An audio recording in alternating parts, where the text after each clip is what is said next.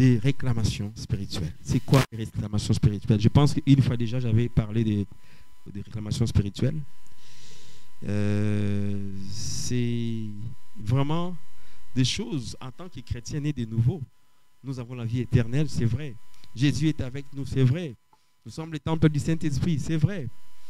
Mais il y a encore des choses qui nous réclament. Comme tout à l'heure, notre fils Mathis vient de lire, que Satan était en train de réclamer Pierre, malgré que Pierre était avec Jésus, mais Satan le réclamait.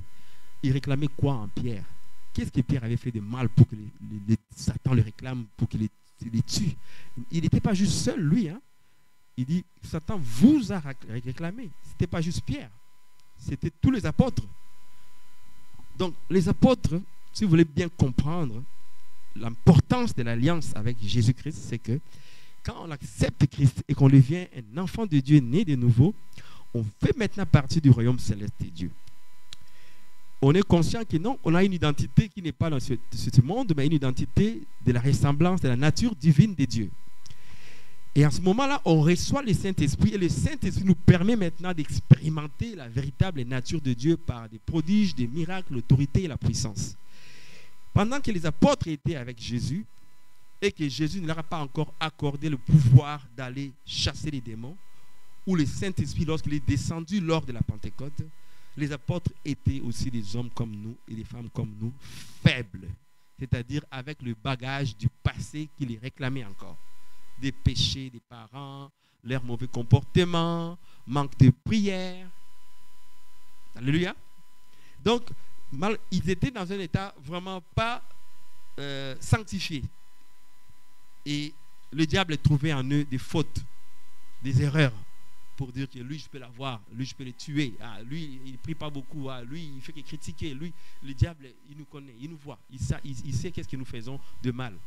Alors, c'est pourtant dans ce verset, le diable a réclamé Pierre, mais Jésus a dit, j'ai prié pour toi. Et voilà qu'il a été délivré. Donc, des réclamations sont des choses vraies, bien-aimés. Ne passe pas la vie chrétienne comme quelqu'un qui ne sait pas que, avant que moi je sois né, mon père et ma mère avaient leur vie aussi. Je ne sais pas si mon père et ma mère allaient à l'église pour prier ou ils n'allaient pas à l'église pour prier. Est-ce que mon père et ma mère allaient voir des Ougans ou des féticheurs? Est-ce qu'on connaît ces histoires-là? On ne sait pas. Alors, étant devenu chrétien, tu portes même le sang de tes ancêtres de 3, 4, 5, 6, 5 générations. Parmi ces 7 générations de tes arrière-grands-parents, parmi eux, est-ce qu'il n'y avait pas un sorcier, il n'y avait pas un magicien, il n'y avait pas un vaudou? Est-ce que tu as fait l'analyse de ton ADN pour savoir le sang que tu portes là, ça vient d'où? Qu'est-ce que les gens ont fait de ce sang que moi je porte? Quelqu'un, ils font même ils se coupent comme ça pour mettre des choses dedans, pour avoir la force ou le pouvoir. Donc, quelqu'un donne leur sang. Quelqu'un sacrifie leurs enfants. Des nouveaux-nés là qui sont sacrifiés pour avoir la force, le pouvoir, la capacité de régner, avoir du succès. Moi, je vis des gens donner 2, 3 enfants pour qu'ils soient riches. J'ai entendu des histoires où quelqu'un sacrifie des nouveaux bébés, des nouveaux-nés, des focus, on appelle ça des fœtus, pour que lui il a un poste de ministre ou de directeur général. Donc, pour ces gens-là, la vie ne vaut rien, quoi. Lui, pour le pouvoir, pour l'argent, il est capable de sacrifier des enfants, donner même les sangs. D'autres, pour régner. Les artistes, ils veulent avoir la popularité, devenir célèbres. Comme les athlètes, les artistes, gagner des médailles, faire des millions. Mais il sait qu'avec le talent que j'ai, je n'arriverai pas. Il va aller chercher les fétiches, il va aller côtoyer l'ennemi, les diables, les Satan pour dire, moi là, il faut que je fasse un pacte avec vous. Voici, j'ai envie de devenir quelqu'un de grand, de connu. Qu'est-ce que vous me demandez? Ah, écoute, amène-nous une poule, on va lui couper la tête. Or, la poule couper la tête, ça symbolise un humain. Ou encore, donne-moi 2 de tes enfants, ou ton cousin, ou ta cousine. On va toujours chercher, souvent l'ennemi est comme ça, quelqu'un de très bien, de très gentil, que tout le monde aime dans la famille. C'est lui qui va être sacrifié. Alléluia. Donc, dans chaque famille humaine que Dieu a créée, il y a des agents doubles, des gens qui sont prêts à vous sacrifier pour leur propre intérêt. Et si vous n'êtes pas conscient de ces choses-là, vous allez vous retrouver une famille qui est des malades, des malades, des malades, des malades, qui est des pauvres, des pauvres, des pauvres, des pauvres, qui est des divorcés, des divorcés, des divorcés, qui est des gens qui portent des lunettes, des lunettes, des lunettes, génération après génération, qui est des gens qui n'ont jamais, jamais été aux études. Donc vous vous dites, mais c'est quoi cette malédiction? D'où ça vient? Mais oui, bien-aimé, il y a des gens qui ont été payés pour avoir ton succès, pour avoir ton étoile, pour avoir ton mariage, pour avoir l'intelligence de tes enfants. Mais toi, qu'est-ce que tu as fait justement pour aller récupérer cela? Parce qu'eux, ils réclament que, regarde, son propre père est venu me dire que moi, hein, je livre mes enfants à la sorcellerie pour que moi, je sois riche et populaire. Ta propre mère peut dire, moi, j'ai livré 2 enfants des fausses couches pour que cet homme-là m'épouse parce qu'il était riche. Moi, je voulais avoir tel poste, j'ai fait ceci pour avoir ça. Donc, nous, en tant qu'enfants, on ne savait pas qu'est-ce qui s'est passé dans le passé. Donc, nous avons des réclamations que les gens nous réclament. Hey, tu me dois ça, tu me dois ça. Tu ne peux pas aller te marier parce que là-bas, on a dit que vous n'allez pas vous marier. Hey, toi, tu vas aller à l'université. Non. Toi, tu dois rester au secondaire 5 là. Tu ne peux pas aller trouver un travail de $30 de l'heure. Toi, ton travail, c'est $18 de l'heure, là, salaire minimum. Là. Tu ne peux pas. On a signé une alliance là dans tes 3 générations passées pour que personne ne dépasse le secondaire 5 ou à l'université. Bien aimé, il y a des réclamations qui nous réclament et nous, on n'est même pas au courant de ça. Tu tournes en rond, ta vie n'avance pas, ta vie ne donne pas de bons fruits. Tu te dis, qu'est-ce qui se passe? C'est à cause de moi, qu'est-ce que je fais de mal? Alors, bien aimé, il faut savoir une chose, c'est que nous avons d'abord une réclamation première qui vient du péché adamique. Ça veut dire que quand Adam et Ève ont péché, ce péché-là a été transcendé à nous tous. C'est pour ça, tout à l'heure, on a lu aussi que tous ont péché et sont privés de la gloire de Dieu, comme papa l'a venu de les lire, dans Romains 3 au verset 23. Tous ont péché et sont privés de la gloire de Dieu. Quand Dieu nous regardait avant la venue de Jésus-Christ, qu'est-ce que Dieu voyait? C'est que vous avez tous des péchés en vous. Ça veut dire que vous avez été souillés par l'ennemi qui a pris possession de votre corps. Parce que dans le jardin d'Éden, Adam et Ève étaient purs, ils étaient saints, ils voyaient Dieu, ils parlaient à Dieu. Aussitôt qu'ils ont péché, le péché est rentré en eux, c'est comme un esprit mauvais, il est rentré en eux, il est resté maintenant. Tous les enfants qu'ils ont eu maintenant, regardent leurs enfants, Caïn et Abel. Le premier crime de l'humanité, c'est un frère qui tue son petit frère. Est-ce que c'est normal ça? Premier crime de l'humanité, un frère qui tue son frère. Alors, c'est pour ça que vous voyez dans une famille, il y a des querelles, il y a des jalousies, il y a des compétitions. Parce que ce péché originel-là habite encore en nous. Il continue à nous réclamer. Donc l'homme ne peut pas être justifié par ses propres actes. Il faut que l'Éternel Jésus-Christ vienne intervenir à la croix, mourir pour donner son sang, pour nous ramener à lui par son sacrifice suprême à la croix. Alléluia. Donc nous avons ce péché-là d'Adam qui nous colle à la peau partout où nous allons. Paul lui-même, l'apôtre des païens, l'apôtre qui s'est sacrifié pour l'évangile, celui qui a écrit les 2/3 de l'évangile du Nouveau Testament. Il a dit, je ne fais pas ce que je veux. Ce que je veux, je n'arrive pas à le faire. Mais ce que je ne veux pas, je le fais. Misérable que je suis. Grand comme il était, il dit, je suis misérable, je suis un malheureux. Comment moi qui prie le Seigneur, mais je pêche contre ma propre volonté. Je ne veux pas, mais je le fais quand même. Ça veut dire qu'il a reconnu qu'il y a une loi du péché en lui qui lui pousse à faire des choses que malgré lui, il n'arrive pas. C'est pourquoi, bien aimé, il ne faut pas condamner les gens. Il ne faut pas dire aux gens que tu es mauvais, tu n'es pas capable, tout ça. Tu ne sais jamais d'où viennent les problèmes de la personne. Alléluia. Alléluia. Est-ce que vous êtes là? Est-ce que je vais trop vite? Alléluia. Merci. Donc nous avons ce péché qui date de notre premier ancêtre et qui descend à nous tous. La Bible dit, vous êtes tous des pécheurs parce que ce péché-là est en vous. Même un enfant de 2-3 ans peut te mentir comme ça, dire, mais où il a appris à mentir, à cacher des choses? C'est parce qu'il y a cette sémence de péché-là qui nous poursuit jusqu'à aujourd'hui. Donc ce sont des réclamations qu'il faut se lever et prier par rapport à ça. Nous avons aussi des réclamations de sang, comme je viens de les dire. Vous savez, Joseph était l'enfant que son père l'a eu très tard, Jacob. Et il lui a donné un vêtement qu'il avait construit lui-même avec plein de couleurs. Et ça rendait jaloux ses grands frères. Et il parlait mal de lui. Et il avait des songes, des visions. Dieu donne à chacun de nous ses capacités, ses dons. Il est devenu le sujet de la raquerie ou de moquerie ou même de la jalousie de ses frères. Et vous savez l'histoire, comment ça s'est passé. Ils l'ont attrapé, ils l'ont jeté dans un trou pour qu'il soit... Donc, leur intention était qu'il meure d'abord. Donc, imagine des frères qui veulent tuer notre frère du même sang. Il faut faire attention. Le lien des sangs, là, c'est très important.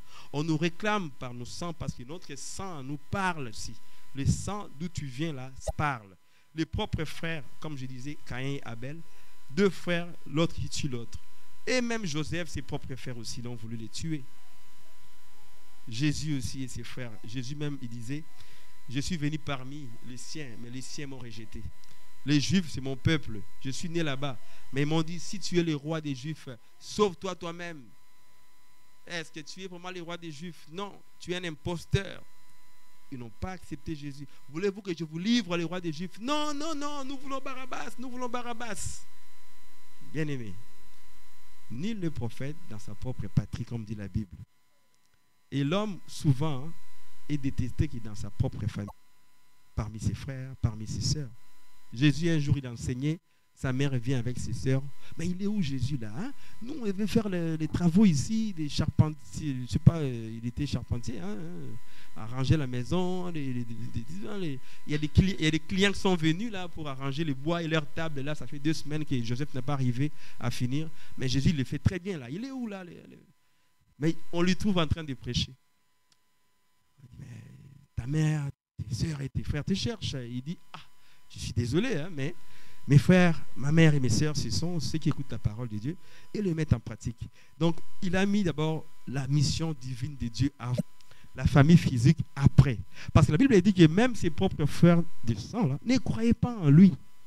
Un jour, les Juifs le cherchaient pour la Pâque. Ils ont dit, mais si toi tu fais des miracles, tu te penses pour un Dieu là, hein? Alors viens dans la fête, montre-toi à tout le monde qu'on sache qui tu es, quoi. Jésus a dit, non, non, non, moi je ne montrerai pas. Allez-y vous-même. On ne peut pas faire des choses par orgueil, par vantardisme. Il a dit, non, vous allez-y, moi je viendrai plus tard. Et quand il est monté à la fête, il est monté en catimini, en secret. Alléluia. On peut avoir une famille de sang. Mais si tu acceptes Jésus, ta famille devient d'abord spirituelle. C'est des combats au niveau de notre sang et des réclamations. Ton père, qu'est-ce qu'il a fait pour toi? Tu ne sais pas. Ta mère, qu'est-ce qu'elle a fait pour toi? Tu ne sais pas. Tes grands-parents, tu ne sais pas. Même des tantes, des oncles, ils peuvent nous maudire même sans ton consentement. C'est pour ça, bien aimé, faisons attention à nos enfants. Ne laisse pas tes enfants à n'importe qui. Ma maman Christiana. Tu ne sais pas le cœur des gens. Si la personne n'est pas chrétienne, née de nouveau, mais tu ne connais pas quel esprit est dans le dedans. Nos enfants sont là en train de marcher à la garderie, au travail. Quelqu'un l'appelle comme ça, viens, prends le bonbon, mange, prends ceci. La personne a déjà maudit les bonbons là. Il donne à ton enfant. Les enfants, ils ne savent pas. Chocolat, mal au ventre, diarrhée, hôpital. N'oubliez pas que la première action que Adam et Ève ont commis pour tomber dans le péché, c'était de manger. Je parlais de ça avec ma femme. C'est la bouche. C'est par la bouche que le péché est rentré. Faites très attention à ne pas laisser vos enfants manger n'importe quoi. Quand il amène quelque chose, tu dis prie pour ça d'abord. Parce qu'on s'est fait avoir dans le passé. Tu es dans une maison avec tes tantes, tes cousines, tu ne sais pas. Elle vient, j'ai préparé ça pour toi. Tu vas aimer, c'est tellement bon. Des fois, nous, les Africains, les Haïtiens, on a des grosses fêtes là, plein de bouffe. Tout le monde a préparé. Mais vous ne savez pas d'où ça vient. Il faut prier pour la nourriture parce que c'est la porte principale où les malédictions entrent dans nos corps.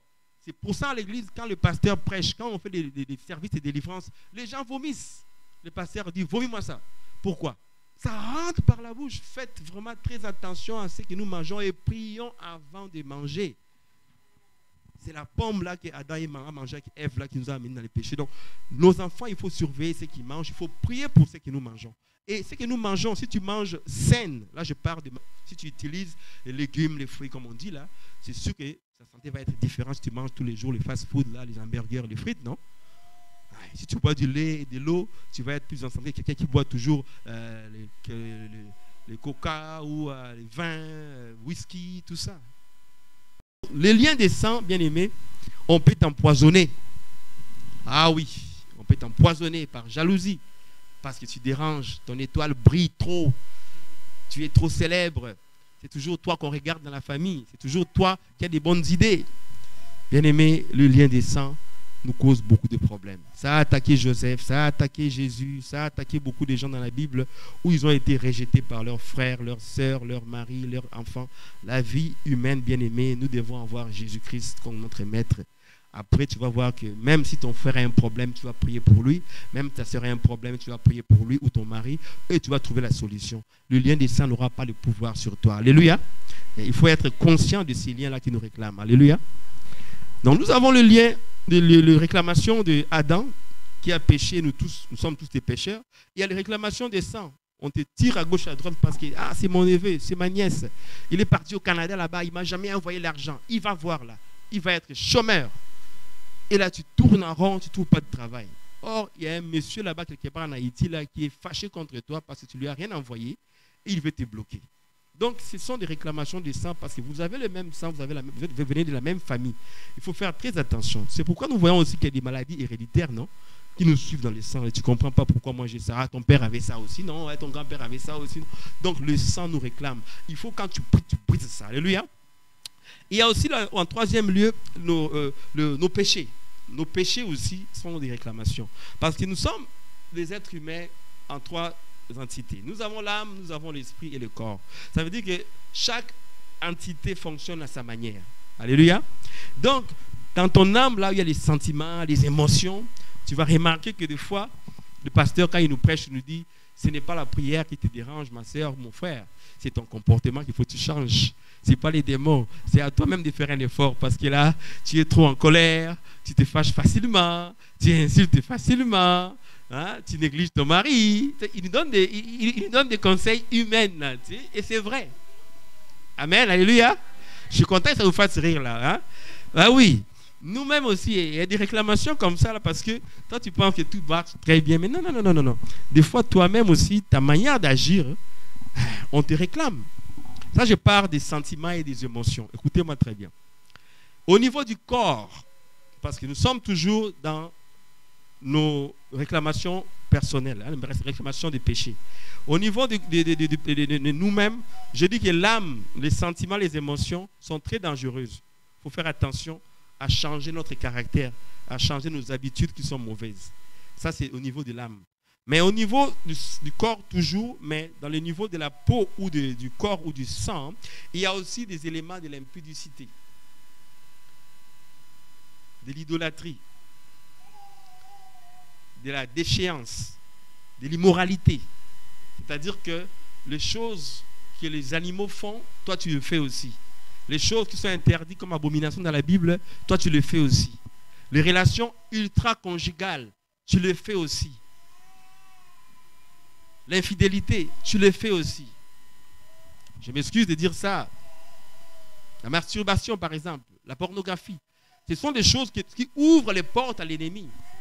On te réclame parce que dans le monde spirituel, les choses que tu as fait avec les gens que tu as connus dans le passé te réclament encore aujourd'hui.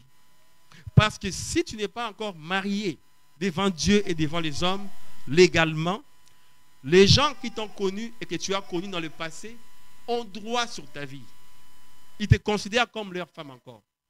Et ils sont comme ton mari encore. Vous imaginez, un jour on va développer ça. Ça veut dire qu'on te réclame. C'est pour ça qu'il y a des gens la nuit qui dorment. Tu as des femmes de nuit. Toi tu es marié déjà, mais il y a des femmes la nuit qui viennent et elle est à l'aise d'avoir des rapports avec toi. Et toi-même tu dis, mais c'est quoi ça? Tu ne voulais pas, mais tu l'as fait quand même. Tu dis, mais c'est quoi ça? Mais je ne voulais pas, mais je l'ai fait. Mais pourquoi je fais ça?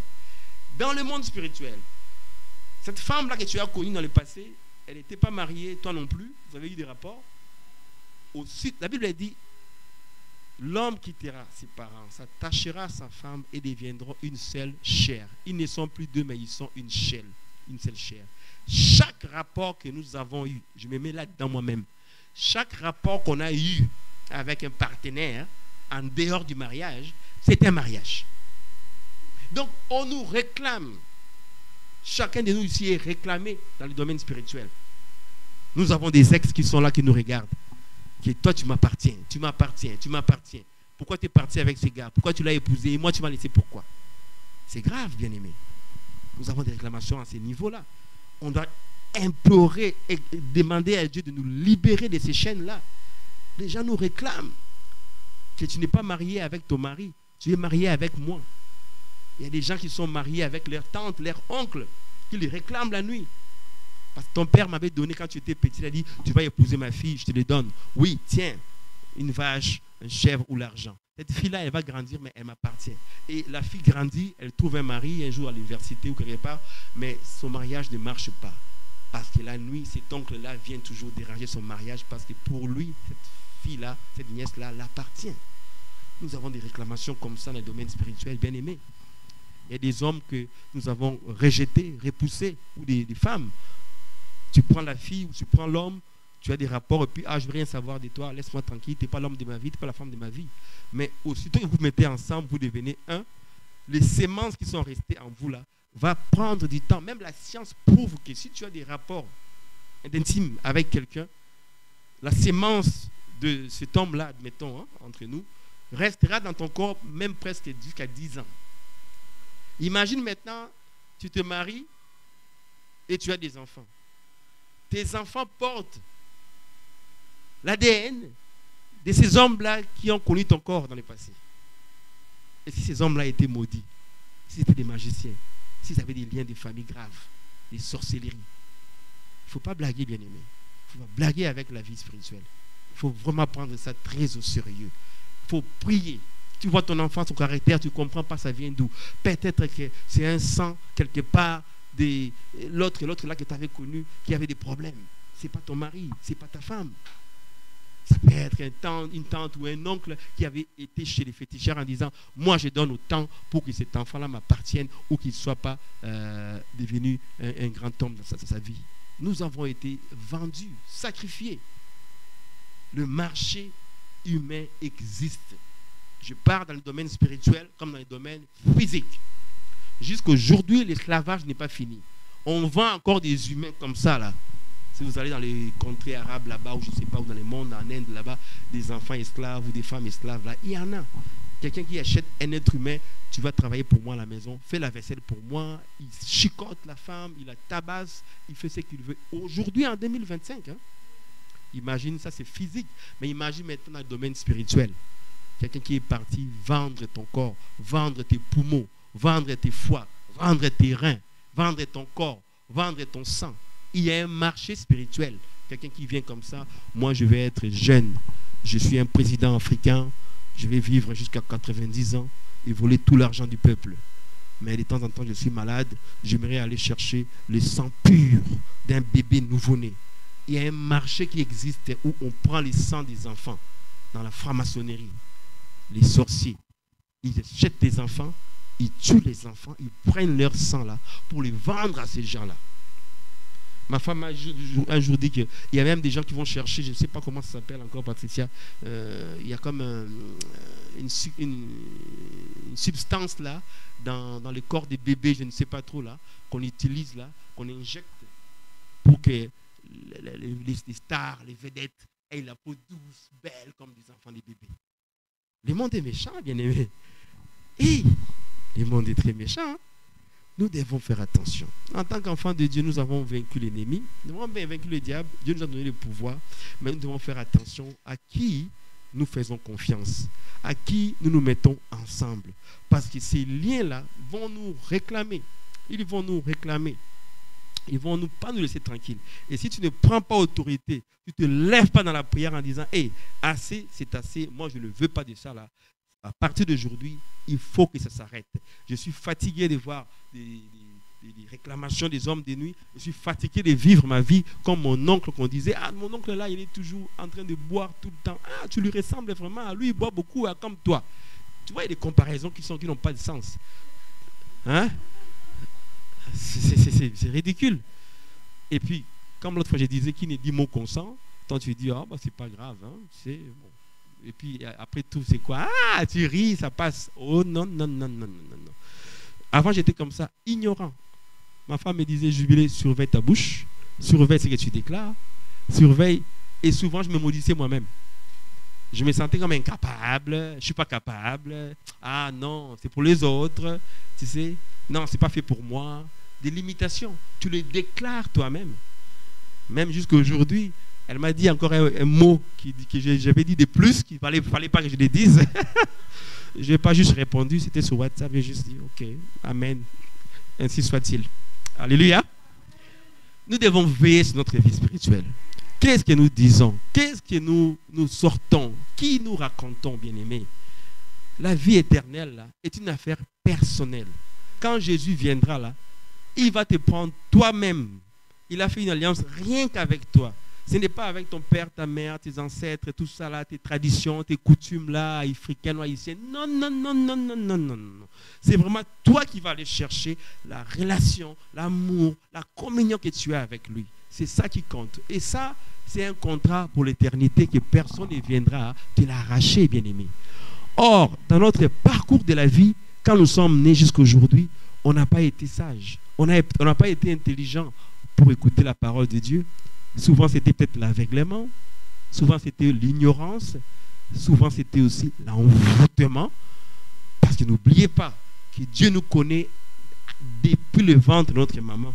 Il a déjà des projets de bonheur pour nous. Hein.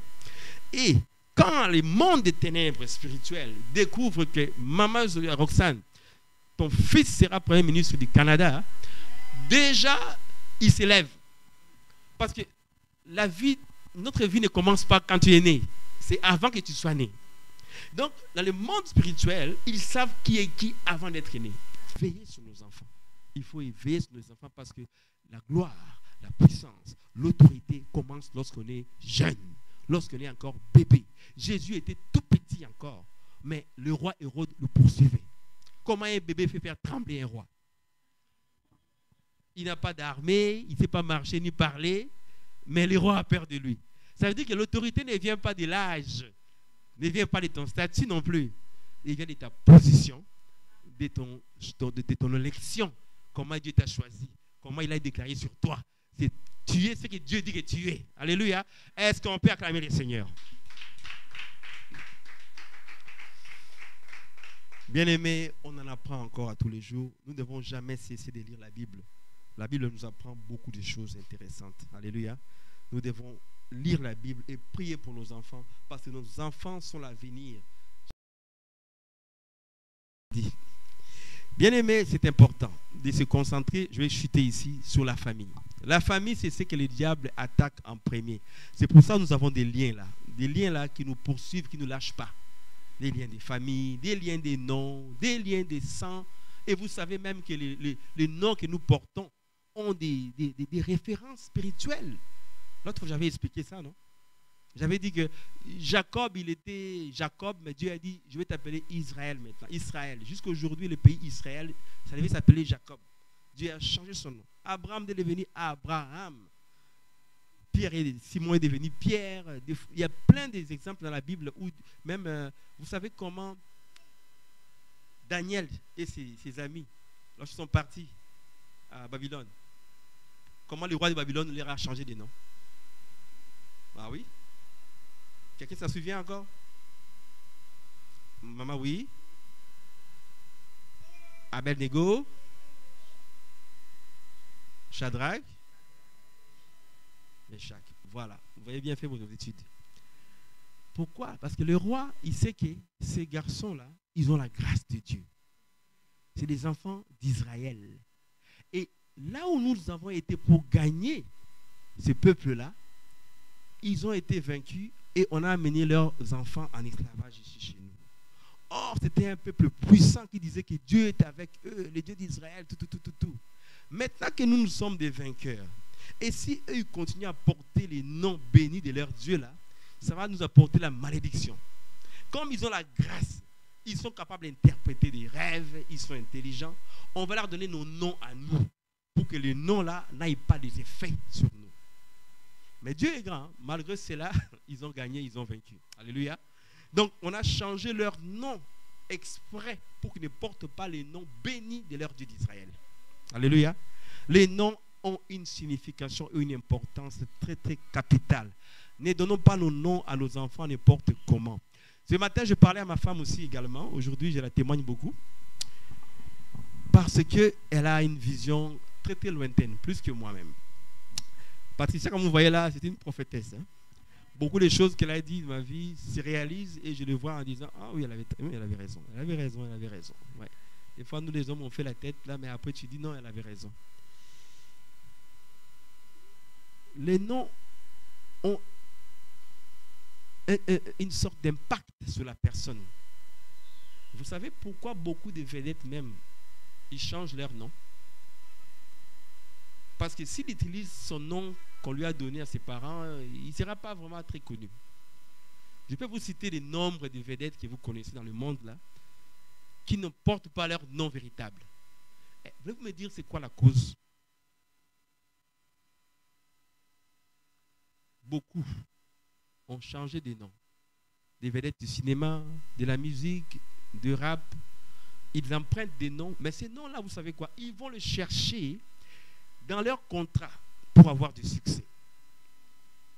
Et lorsqu'ils vont chercher des contrats pour avoir du succès, le producteur qui va sortir son argent pour lui produire lui dit, écoute, jeune homme, tu as du talent, mais moi, je veux que tu signes avec nous ici pour que nous, on prenne ton sang ou encore ta vie. Tu nous donnes 5 ans de ta vie, admettons. Tu vas avoir du succès pendant 20 ans. On ne parlerait que de toi, là. À la télé, partout, c'est toi qui vas avoir du succès. Tu vas raconter tous les stars du monde. Même les présidents vont courir après toi. Mais remarquez vous-même comment ces jeunes-là finissent leur vie. Soit dépression, suicide, drogue, alcool. Ça va mal. Je ne suis pas en train de faire la publicité. Une des plus grandes stars du monde, Michael Jackson, il a fini dépressif.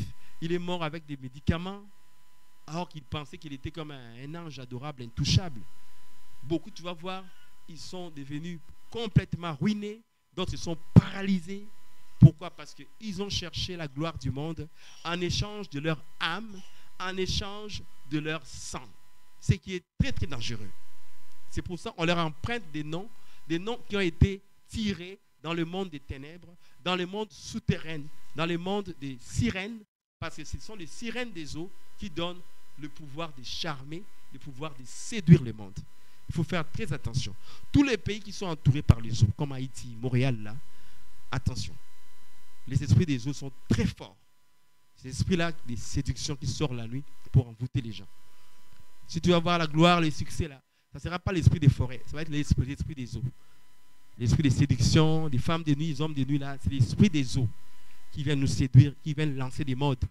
Tu vois une femme qui met ses cheveux rouges ici, jaunes là, tu ne comprends pas. Tu es un oiseau ou quoi là, hein? C'est bizarre. Ah non, c'est à la mode, tout le monde fait ça. Waouh.